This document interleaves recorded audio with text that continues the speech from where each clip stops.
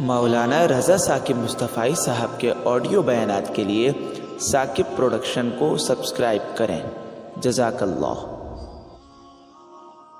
کہ رسول کریم صلی اللہ علیہ وآلہ وسلم نے ارشاد فرمایا، اگر لوگوں کو پتہ چل جائے کہ رمضان میں کیا ہے تو وہ آرزو کریں کہ پورا سال ہی رمضان رہے۔ اتنی برکتیں اور اتنی رحمتیں اللہ نے اس مبارک مہینے کے دامن میں ڈال دی ہیں۔ میں نے جو آپ کے سامنے آیت کریمہ تلاوت کی ہے اس میں بھی اس مفہوم کو بیان فرمایا گیا کہ اے ایمان والو، تمہارے اوپر روزے فرض کیے گئے ہیں جس طرح تم سے پہلوں پہ فرض کیے گئے تھے۔ یا ایھا الذین آمنوا کتب علیکم الصیام کما کتب علی الذین من قبلکم۔ کیوں فرض کیے گئے؟ وجہ کیا ہے؟ لعلکم تتقون، تاکہ تم متقی بن جاؤ، تم پرہیزگار بن جاؤ۔ تو روزے کی فرضیت کا نتیجہ تقوی کا حاصل ہونا ہے، اتقاء کی دولت کا نصیب ہونا ہے۔ تو اس آیت کریمہ میں 3 چیزیں بیان کی گئی۔ سب سے پہلی، اے ایمان والو، تمہارے اوپر روزے فرض کیے گئے۔ پھر دوسری بات، جس طرح تمہارے سے پہلوں پہ فرض کیے گئے۔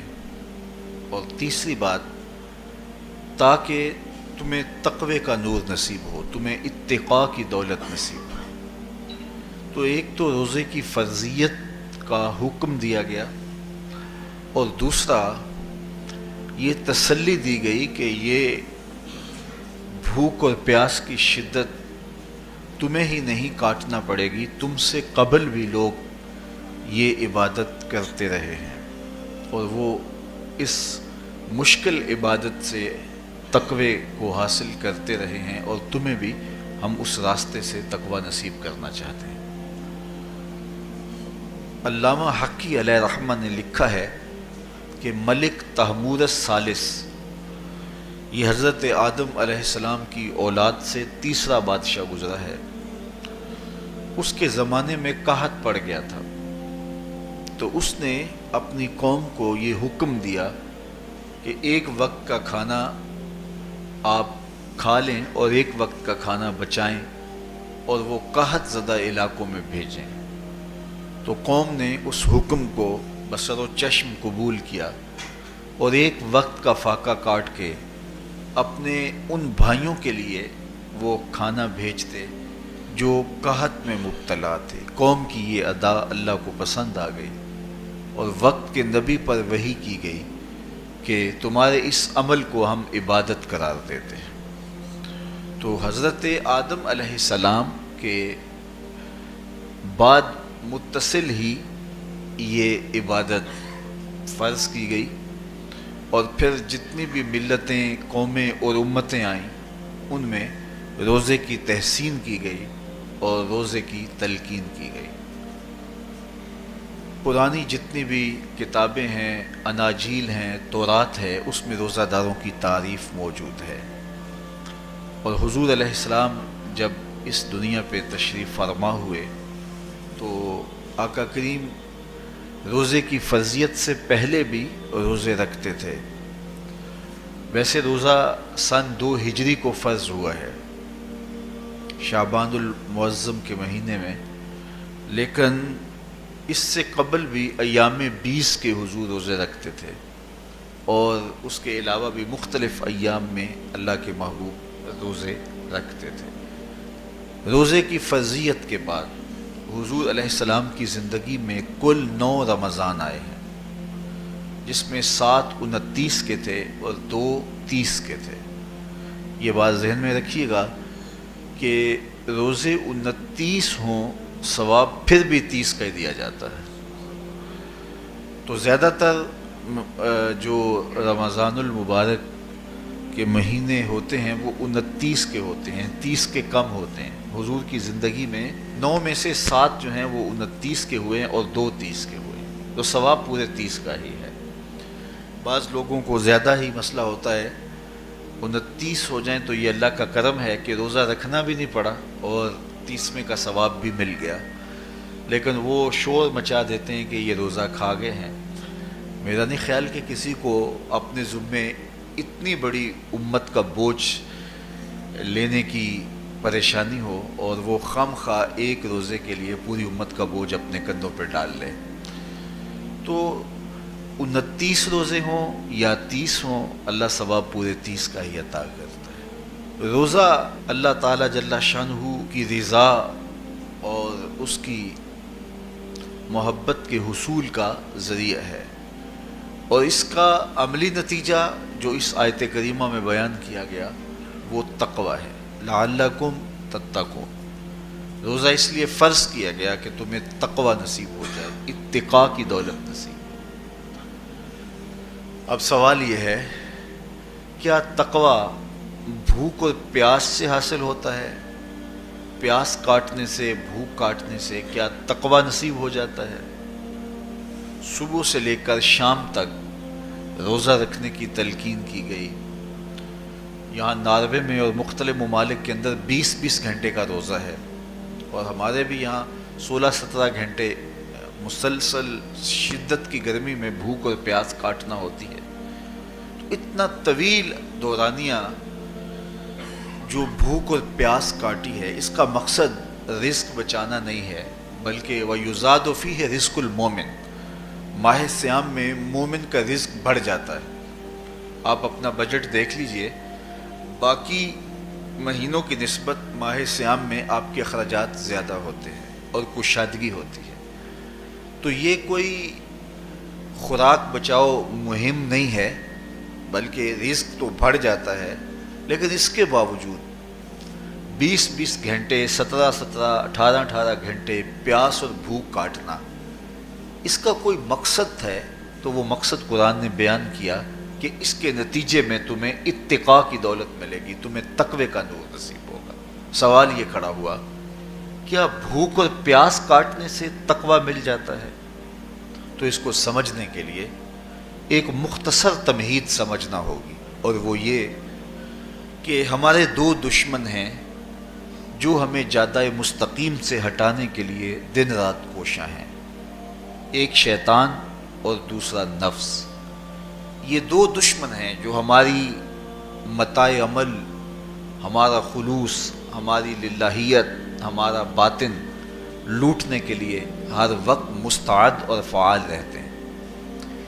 اب ان 2 دشمنوں سے ہمارے تنہا ناتواں وجود کا مقابلہ ہے، اور ان میں سے جو بڑا دشمن ہے وہ نفس ہے، کیونکہ شیطان نے جب انکار سجدہ کیا تو ہم تو یہ کہتے ہیں کہ ہمیں شیطان نے بہکا دیا، لیکن شیطان نے جب انکار سجدہ کیا اور خود بہک گیا تو اس وقت کوئی دوسرا شیطان تو نہیں تھا جس نے شیطان کو بہکایا، وہ نفس تھا جس نے شیطان کو شیطان بنایا۔ اس نے اندر سے کہا انا خیر منہ، میں بہتر ہوں۔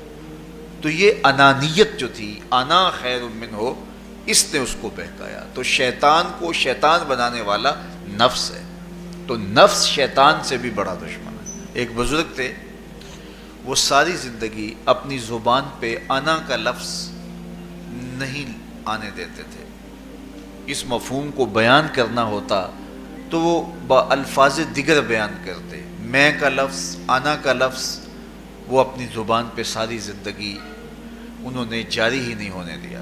کہتے تھے اس لفظ نے شیطان کا بیڑا غرق کر دیا، تو میں یہ لفظ زبان پہ آنے نہیں دوں گا۔ اچھا، بندے بھی بڑے عجیب ہوتے ہیں، کسی نے کہا لو ان کی زبان پہ یہ لفظ آتا کیوں نہیں، میں جاتا ہوں اور ان کی زبان پہ یہ لفظ آئے ہی آئے۔ چلے گئے، بزرگ تشریف فرما تھے، نماز کا وقت قریب ہو رہا تھا۔ حضرت ایک مسئلہ پوچھنے آیا ہوں، کہا پوچھئے، شیطان کو کس چیز نے برباد کیا؟ حضرت آپ تو بولیں گے کہ میں نے، آنا نے، تو کہوں گا جیسے بھی ہوا ان کے زبان پہ لفظ میں تو آ ہی گیا نا۔ تو وہ بزرگ بھی بڑے سیانے تھے، اس کی نیت کا کھوٹ سمجھ گئے۔ فرمانے لگے بیٹا نماز کا وقت ہو گیا ہے، نماز پڑھ لیتے ہیں پھر اس پہ بات ہوتی ہے۔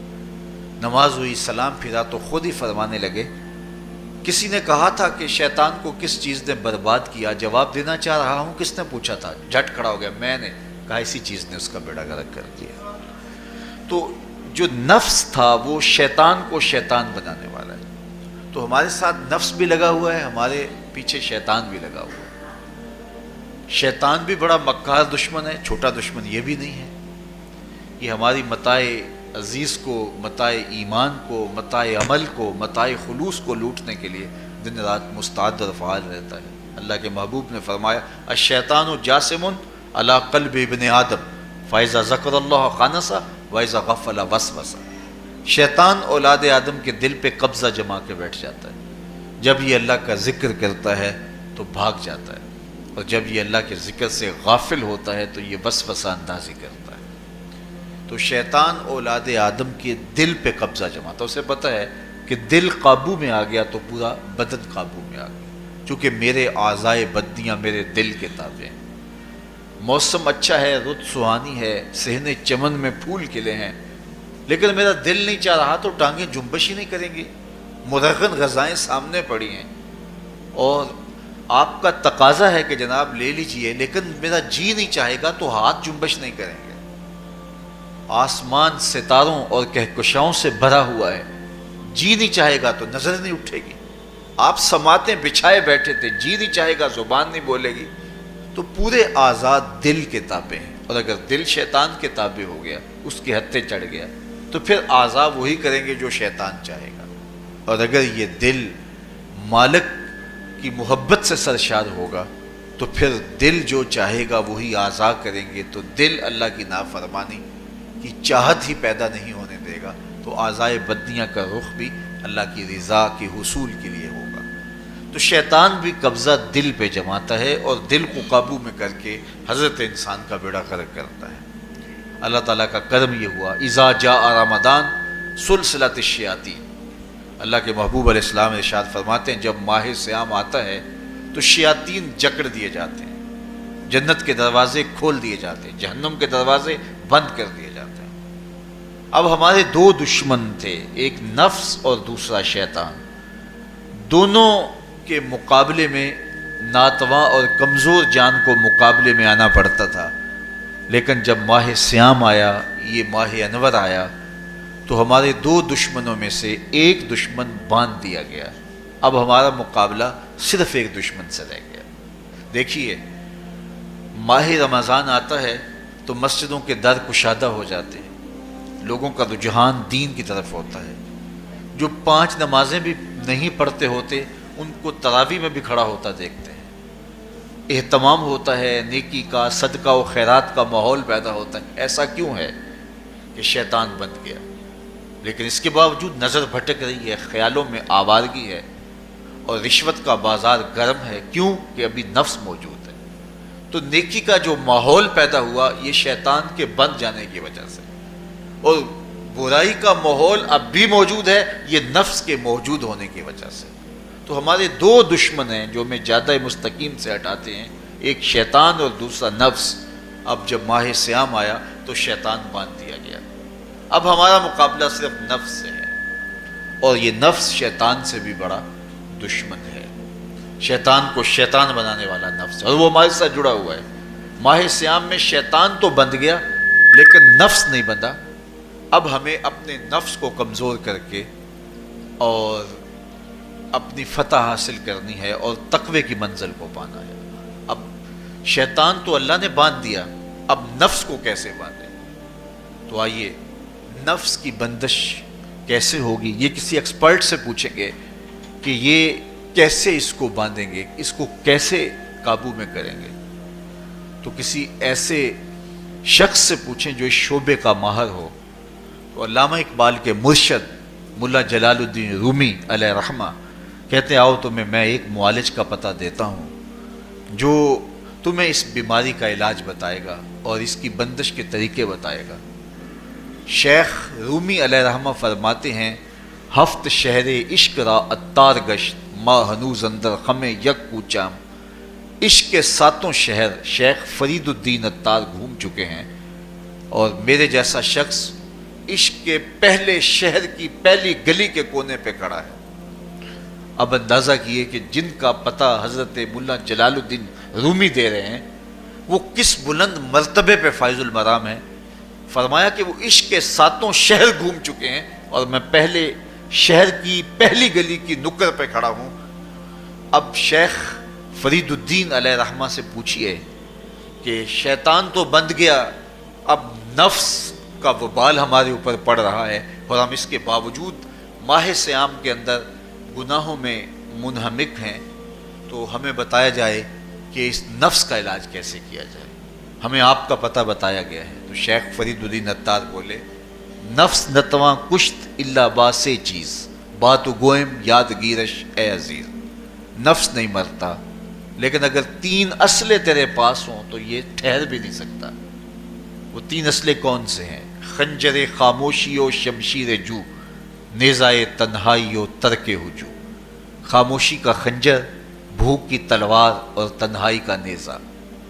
یہ 3 اسلحے ایسے ہیں، اگر تو یہ لے کر کے نفس پہ ٹوٹ پڑے تو پھر نفس کا مقابلہ تیرے لیے آسان ہوگا. خنجر خاموشی، خاموشی کا خنجر. اللہ کے محبوب علیہ السلام نے فرمایا من صامت نجا، جو خاموش ہو گیا وہ نجات پا گیا. کیونکہ انسان کی زندگی کی زیادہ آفتیں اس کی زبان کی وجہ سے ہیں. آپ اپنے گناہوں کا اور میں اپنے گناہوں کا اگر احتساب کروں تو ہمیں سب سے زیادہ گناہ زبان کے ملیں گے.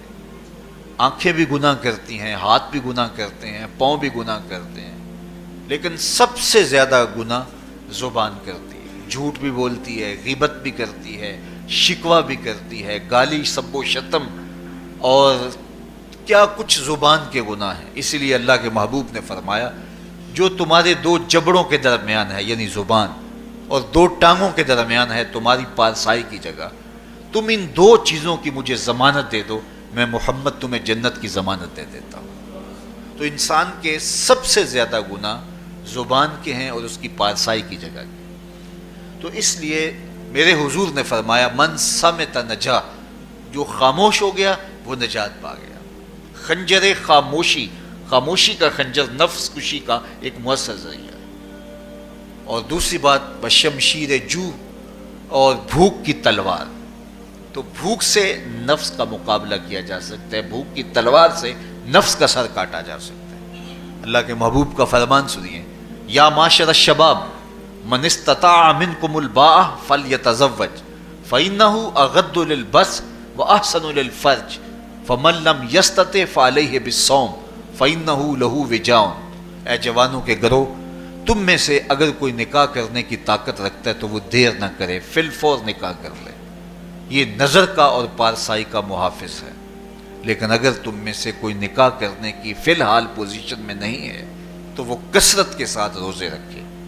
روزے قاطع شہوات ہیں. تو بھوک سے نفس کو جو ہے وہ روکا جا سکتا ہے، اس کو لگام ڈالی جا سکتی ہے. تیسری بات نیزہ تنہائی، تنہائی کا نیزہ. تو فرمایا گیا کہ العافیت فی العزلہ، کہ تنہائی کے اندر ہی عافیت ہے. جب مجلسوں میں غیبت کی بدبو پھیلتی ہو اور چغلی کا ماحول معاشرے کا جزو لا ینفک بن جائے اور مجالس کے اندر نظروں کی پاکیزگی کا قائم رہنا مشکل ہو جائے اور انسان کی زندگی کے اندر گناہوں کا بہت بڑا سبب مجلسی زندگی ہو تو پھر اس سے تنہائی بہتر ہے. حضرت شاہ نقشبند بخاری فرماتے ہیں کہ فقیر کے لیے سب سے اچھی جگہ اللہ کا گھر مسجد ہے، یا کسی کامل صالح شخص کی صحبت ہے، اور یا پھر تنہائی ہے. چوتھی جگہ ہلاکت کے علاوہ اور کچھ نہیں ہے. ہمیں اپنے کاروبار میں، اپنے معاملات میں، اپنی ملازمتوں میں جانے کی تلقین کی گئی تو وہاں یہ تلقین کی گئی کہ دیر سے جاؤ جلدی واپس آ جاؤ، اور مسجد میں جاتے ہوئے تلقین کی گئی کہ جلدی جاؤ اور دیر سے واپس آؤ. لیکن ہم مسجد کے دروازوں پہ جب دور موجود میں رش دیکھتے ہیں کہ لوگ بہت جلدی نکلنا چاہتے ہیں، حتیٰ کہ کندھوں سے کندھے ٹکرا رہے ہوتے ہیں کہ جلدی سے باہر نکل جائیں. حالانکہ وہ عافیت کی جگہ ہے، 2 منٹ زیادہ بھی ہو جائیں تو کوئی حرج نہیں ہے. اور ایسے لوگوں کو بھی نکلنے میں جلدی کرتے ہوئے دیکھا ہے کہ لگتا تو یہ تھا کہ شاید یہ انہوں نے کسی ضروری کام پہ جانا ہے، لیکن باہر نکل کے بازار میں پھٹے پہ بیٹھے تھے اور مسجد سے نکلنے کی جلدی بہت تھی. تو مسجد میں جلدی جاؤ اور دیر سے واپس آؤ، اور بازار میں دیر سے جاؤ اور جلدی واپس آؤ، لیکن ہمارے رویے اس کے برعکس ہو گئے۔ تو تنہائی میں عافیت ہے، خاموشی میں عافیت ہے، اور بھوک میں عافیت ہے، اور یہ ساری چیزیں روزے میں میسر ہیں۔ فرمایا تم سے اگر کوئی شخص الجھے، بحث کرے، لڑائی کرنا چاہے تو تم اسے کہو انی صائم، میں نے روزہ رکھا ہوا ہے۔ اسی طرح جو ہے وہ روزے سے آپ کو یکسوئی ملے گی، قرآن مجید کی تلاوت کا ماحول ہوگا، اور تم بھوک کاٹو گے، اور یہ تینوں چیزیں تمہارے نفس کو کمزور کرنے والی ہیں۔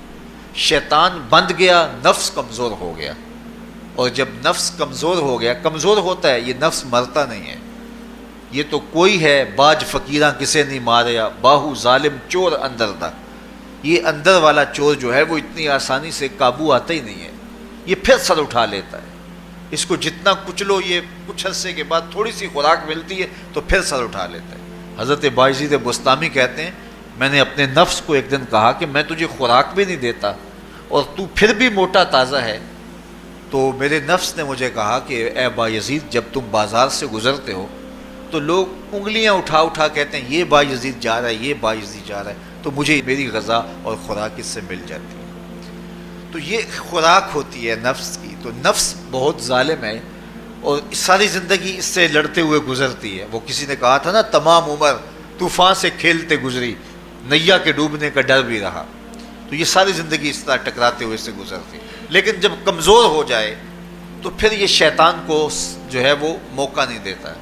لیکن اگر نفس اگر ماہ صیام میں ہمارا کمزور نہ ہوا، صرف ہم نے بھوک ہی کاٹی اور باقی اپنے معمولات وہی رکھے، تو میرے حضور نے فرمایا جس نے جھوٹ اور برے کام نہیں چھوڑے اور جھوٹے کام ترک نہیں کیے، اس کے بھوکا اور پیاسا رہنے کی اللہ کو کوئی ضرورت نہیں ہے۔ روزہ تو ایک مشق تھی، یہ تو باطن کی تطہیر کا ایک ذریعہ تھا، یہ تو من کی تہذیب کا ایک ذریعہ تھا، یہ تو نفس کی شر سے اپنے آپ کو بچانے اور شیطان کے مکر و فریب سے بچانے کا ایک ذریعہ تھا۔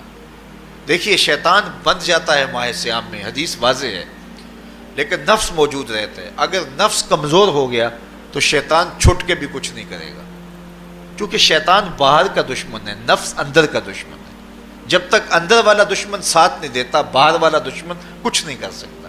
ہمارے دیہاتوں میں چوری ہو جائے تو بوڑھے بزرگ سر جوڑ کے بیٹھ جاتے ہیں کہ چور کہاں سے آیا، کیسے آیا، تو ایک نقطے پہ سارے متفق ہوتے ہیں کہ اندر کا کوئی بھیتی ضرور موجود ہے۔ اگر اندر کا کوئی بھیتی موجود نہیں ہے تو چور باہر سے آ کے حملہ آور ہو ہی نہیں سکتا ہے۔ تو شیطان باہر کا چور ہے، نفس اندر کا بھیتی ہے، اور اگر یہ اندر والا باہر والے کا ساتھ نہ دے تو شیطان انسان پر حملہ آور ہو ہی نہیں سکتا۔ اس لیے اس کو قابو کر لیں، اس کو رام کر لیں، تاکہ شیطان چھٹنے کے باوجود بھی جو ہے وہ ہمارے اوپر حملہ آور نہ ہو سکے۔ ورنہ وہ تو پیچ و تاب کھا رہا ہے کہ یہ جو تم نمازیں پڑھتے ہو، سروں پہ ٹوپیاں تم نے پہنی ہیں اور بڑے شریف بن کے مسجد میں جا رہے ہو، ذرا چھٹ لوں عید کے دن ہی جو ہے وہ تمہارا سارا کیا دھرا برباد نہ کیا تو مجھے شیطان نہ کہنا۔ تو وہ سب کچھ برباد کر دیتا ہے اگر ہمارے نفس کی تہذیب نہیں ہوتی۔ تو یہ اللہ نے ایک ہمیں موقع دیا ہے، پورا ایک مہینہ ہے، ایک ورکشاپ ہے باطن کی تطہیر کے لیے، اور ایک اندر کی پاکیزگی کے لیے ہمیں ایک موقع فراہم کیا گیا ہے، اور اس سے ہم بھرپور فائدہ حاصل کریں۔ قرآن مجید کی کثرت کے ساتھ تلاوت، صلاۃ التراویح میں شمولیت، اور خاموشی کا اختیار کرنا، اور جو ہے وہ اللہ کے ذکر فکر کی طرف متوجہ رہنا اور بھوک کاٹنا، اس کا عملی نتیجہ یہ ہوگا کہ اتقاء کی دولت نصیب ہوگی۔ دیکھیے ماہ صیام میں ہمیں ان کاموں سے بھی روک دیا گیا جو کہ کام جائز تھے، کھانا پینا اور جو ہے وہ اپنی منکوحہ سے جنسی تعلق، یہ تو وہ امور تھے کہ جو جائز تھے، مشروع تھے، لیکن اوقات روزہ میں ان جائز کاموں سے بھی ہمیں روک دیا گیا۔ اس فلسفے کو ہمیں سمجھنا ہوگا کہ جو کام شریعت میں جائز تھے، مشروع تھے، روزہ ان سے بھی رک جانے کا نام ہے، اور جو چیزیں شریعت میں جائز ہی نہیں ہیں، جھوٹ بولنا ہے، غیبت کرنا ہے، بد نگاہی ہے، اور دیگر برے اعمال ہیں، تو یہ چیزیں تو روزہ نہ بھی ہو پھر بھی ناجائز ہیں۔ تو جو چیزیں جائز تھی روزے میں ان سے بھی منع کر دیا گیا، اور جو چیزیں ناجائز ہیں تو اگر کوئی شخص ان چیزوں سے نہیں رکتا تو پھر اس نے روزہ کیا رکھا؟ ایک بندہ بھوک کاٹتا ہے لیکن جھوٹ بولتا ہے، ایک بندہ پیاس کاٹتا ہے لیکن غیبت کرتا ہے، ایک بندہ صبح سے شام تک نہ کچھ کھاتا ہے نہ کچھ پیتا ہے لیکن رشوت لیتا ہے. پھر مجھے بتائیے اس نے روزہ کیا رکھا؟ روزہ تو ایک مشق تھی کہ جو چیزیں جائز تھی ان سے بھی منع کر دیا گیا، ان سے بھی روک دیا گیا، اور جو ناجائز تھی وہ تو پہلے ہی ناجائز تھی، روزے کے بغیر بھی ناجائز تھی. تو اس لیے روزہ ایک مشق ہے.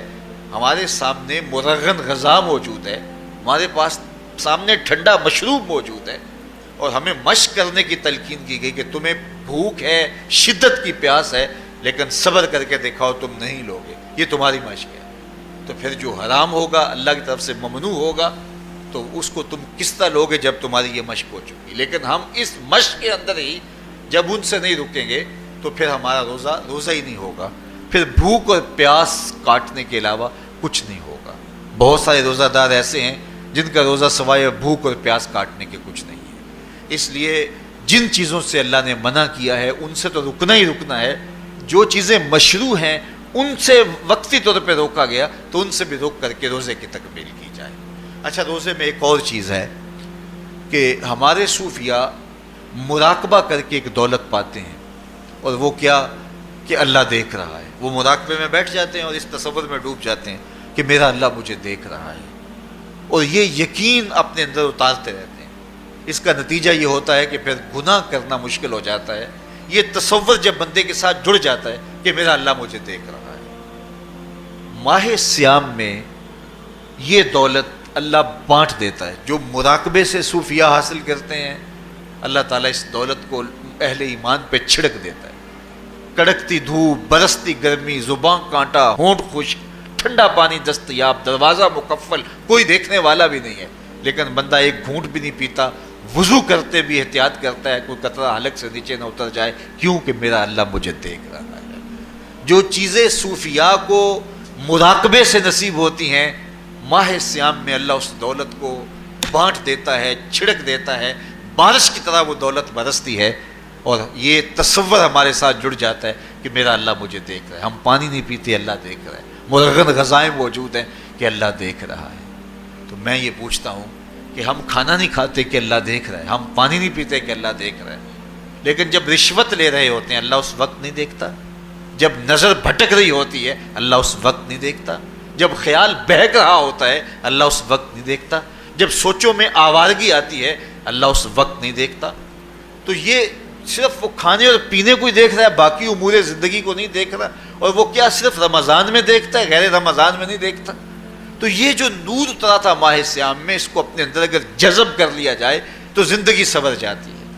جو مراقبوں سے حاصل ہوتا تھا ماہ سیام میں وہ میںہ کی طرح برسا، اور ہم اس کے اپنے اندر سمولیں، جذب کر لیں تو نتیجہ یہ ہوگا کہ ہماری زندگی نور نہ لا نور ہو جائے گی.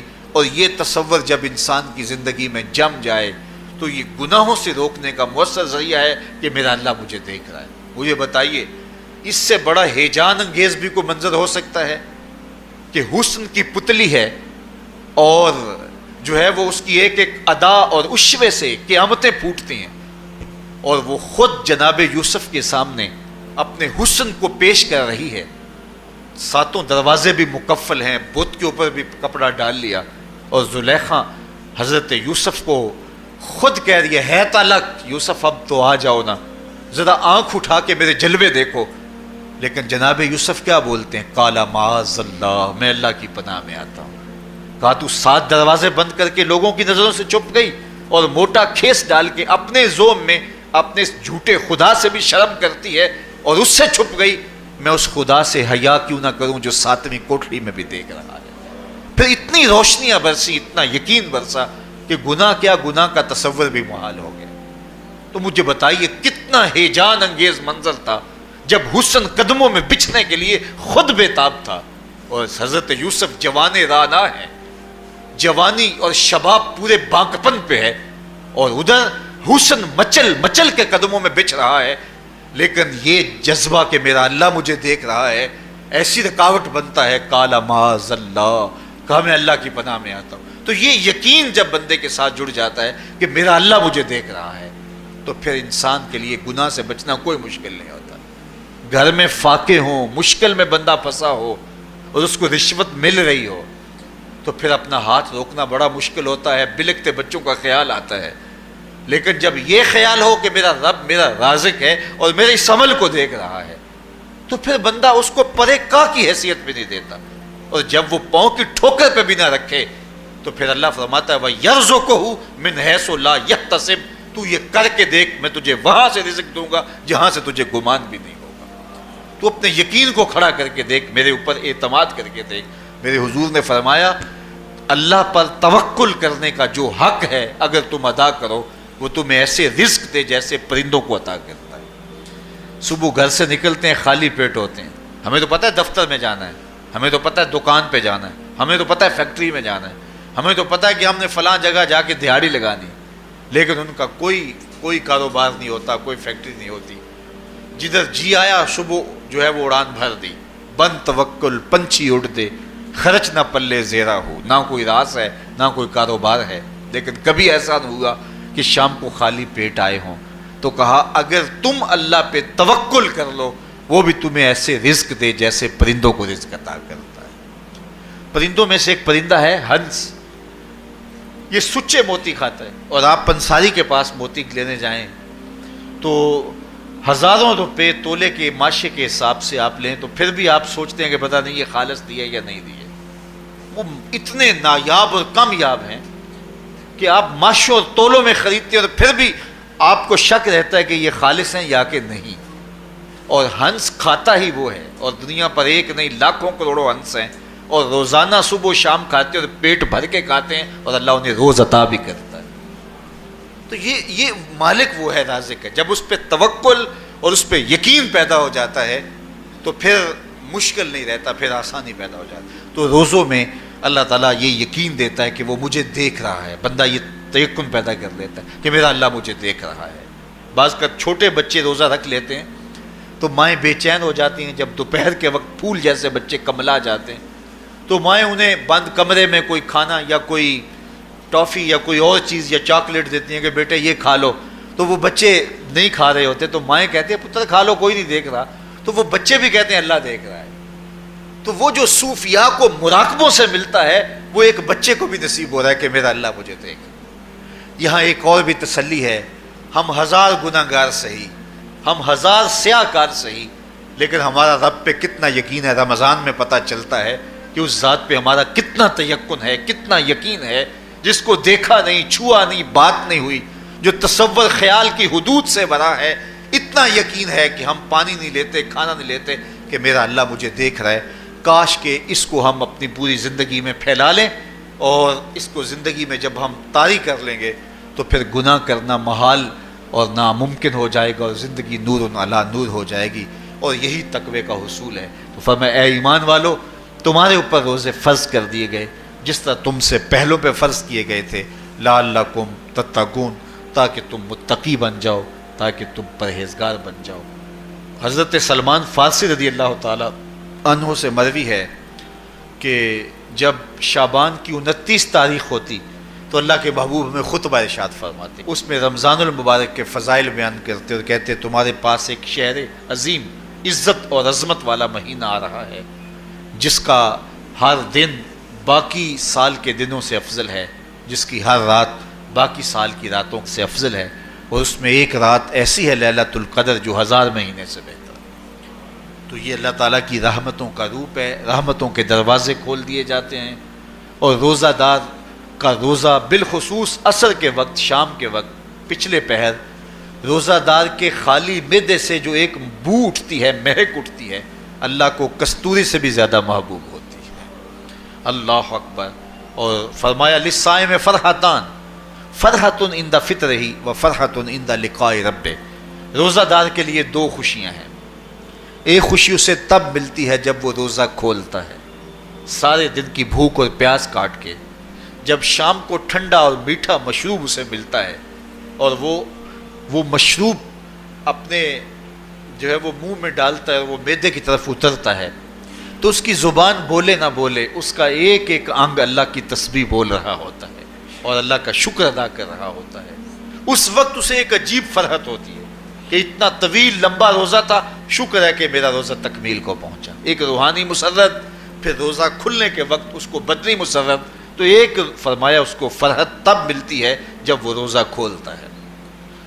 وَفَرْحَةٌ عِنْدَ لِقَاءِ رَبِّهِ، اور دوسری فرحت اسے تب ملے گی جب روزے کے صلے میں اللہ اپنے رخ سے پردہ ہٹا دے گا اور اللہ اپنا دیدار عطا فرمائے گا. تو یہ روزے دار کے لیے خوشیاں ہیں.